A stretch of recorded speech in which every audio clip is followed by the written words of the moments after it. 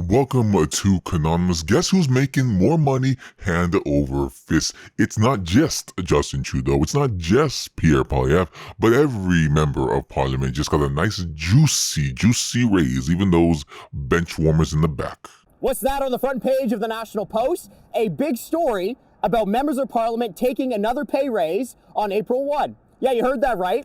On the very same day that members of parliament take more money out of your pocket, they'll be stuffing more money into their own with another raise. So after April 1, let's look at what the salaries are going to be. Now, being an MP can be a stressful job. Sure, I won't try and say it isn't, especially being one of the front bench in any leadership position. That role can be stressful. But I don't think MPs should be making any more than 100K a year. Let's be honest here.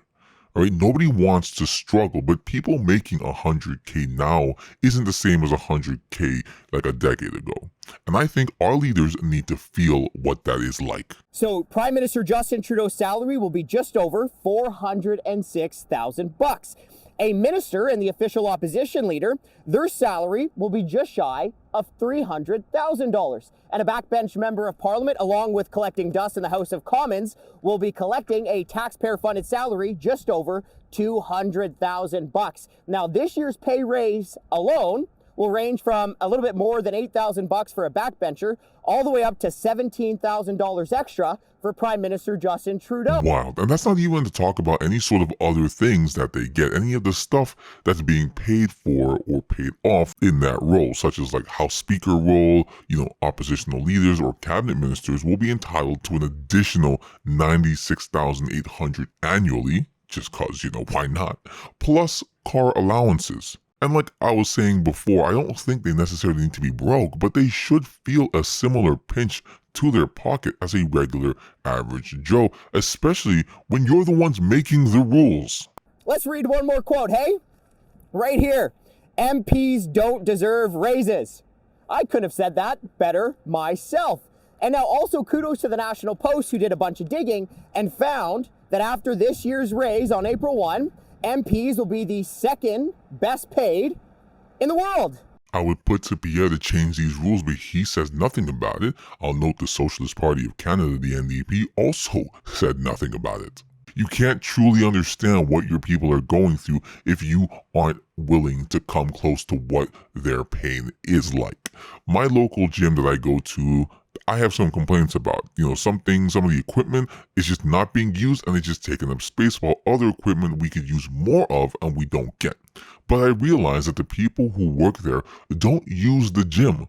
So how could they understand what's going to make their business better when they're not among the people using the services of their business?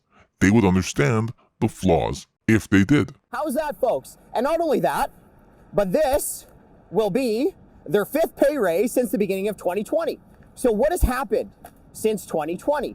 Well, for Canadians struggling through lockdowns, pandemics, job losses, businesses closing their doors, sky-high inflation, a housing crisis, food banks seeing record lineups.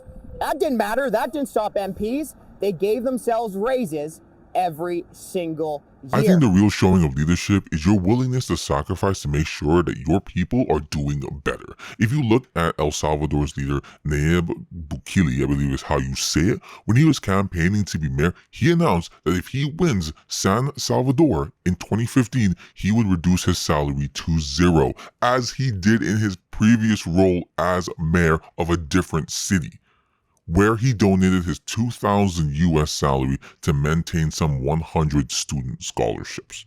Eventually becoming the president, this man turned El Salvador from what it was gang-ridden and impoverished to what it is today, 1,000 times safer and a strong gainer in the crypto space because he believes in his people, so he invested in his people. Again, folks, April 1, carbon tax up, alcohol tax up, and you guessed it, NP pay also going up. And the most frustrating part about all of this, there's a lot of frustrating parts, but how about this one?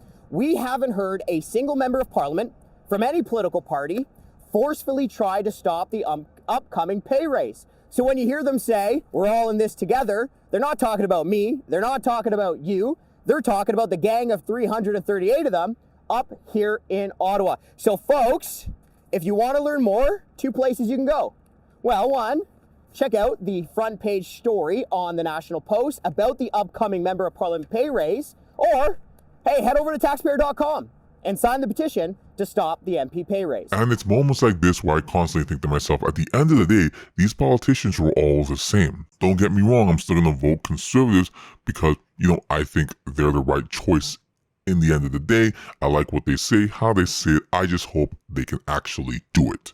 But money is corruptible. People love money anyway, anyhow, and they love keeping more of it, So I'm going to end it right there. Let me know what you think down in the comments below. Like, subscribe, and come back for more.